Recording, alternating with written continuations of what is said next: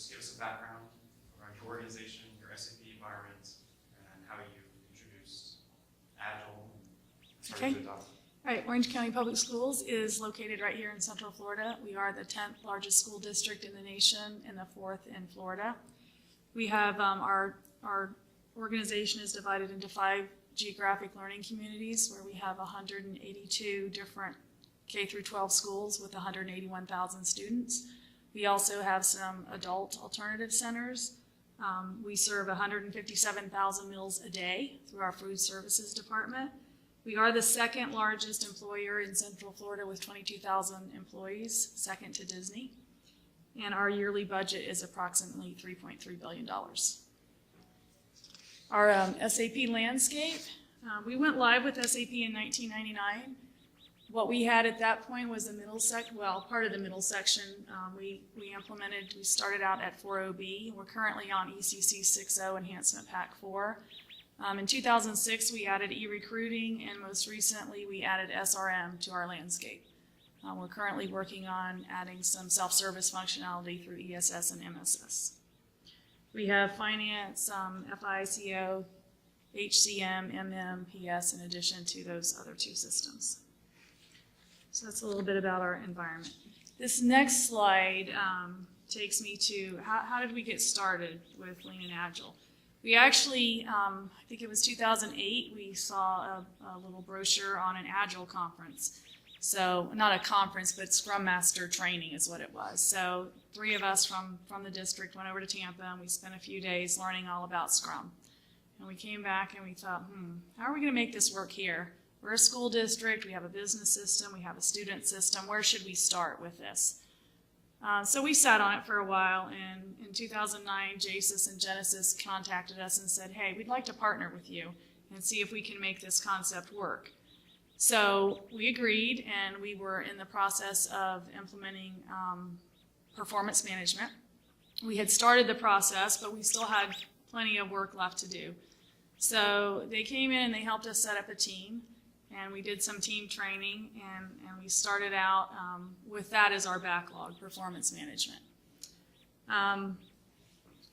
Throughout the process, we kept in mind that we had a customer that we were trying to satisfy. We wanted to do more, not necessarily with less developers, but with the same amount of developers. We wanted to put out more product for them. So we did a proof of concept.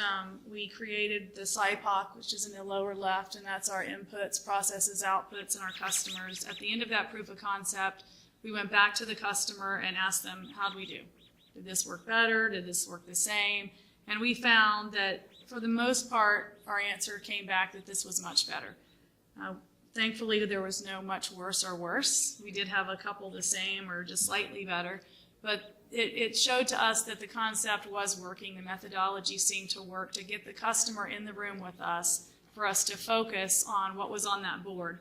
The board that you saw up on the slides a few slides back was actually our board from that first session that we did. We've moved rooms a couple times since then.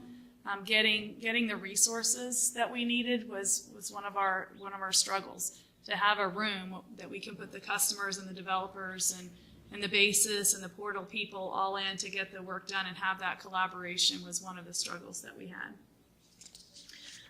We were successful with our proof of concept in that performance management went live within the time frame that we needed it to, and then we started to look at creating a bigger backlog.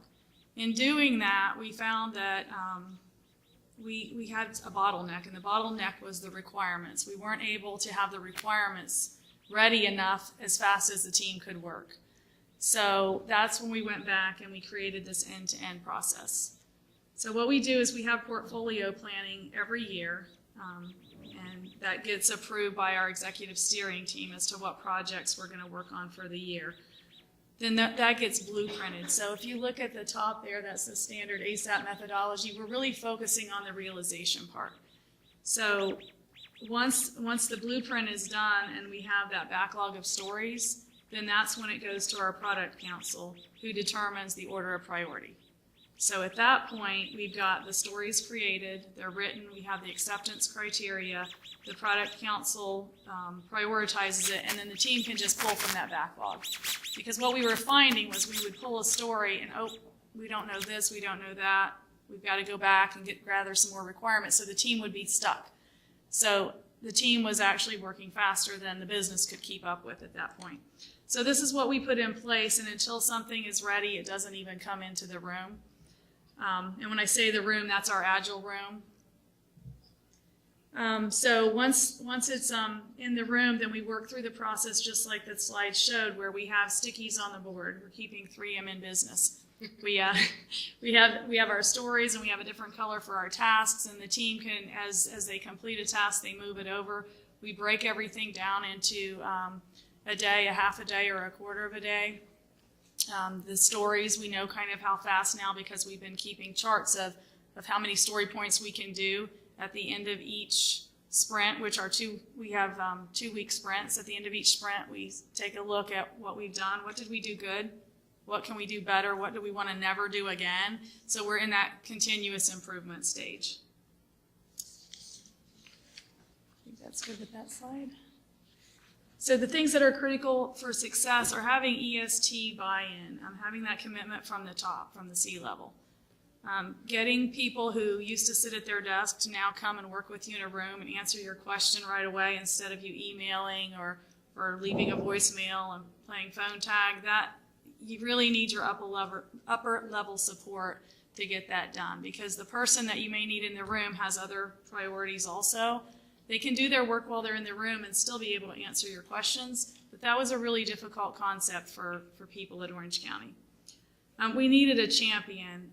He's actually in the room. Hermes was our champion, and he was the guy that ran interference. He got our room for us. He moved us 3 or 4 times in the last 3 years to different rooms, and there's finally a room now that is totally dedicated to this process for the business team. I mentioned the resources. Dedicated resources are essential. I actually changed roles recently. I was the sprint manager for this process when we started, and now I'm a product owner. So now I can see the other side. You know, I used to chase people down and say, "Come on, you committed to being in the room. Where are you?" There's one of them back here on the left, Patrick, and he is the best person now because he is in that room all the time. And I'm absent sometimes because you get pulled away for other things. But I'd rather be in the room than at my desk, because I'm learning things, I'm hearing things, there's a lot of collaboration that goes on, and it just keeps you in tune with what's going on in the rest of the development world. You need an organizational awareness and commitment, not only from the EST, but your business process owners and your subject matter experts, because those are the people that will really help you get their product to where they want it to be. I mean, I think we've all gone through development, and you put it out there at the end, and you're all excited, and it works just the way they asked you to make it work, but suddenly it's not what they need anymore.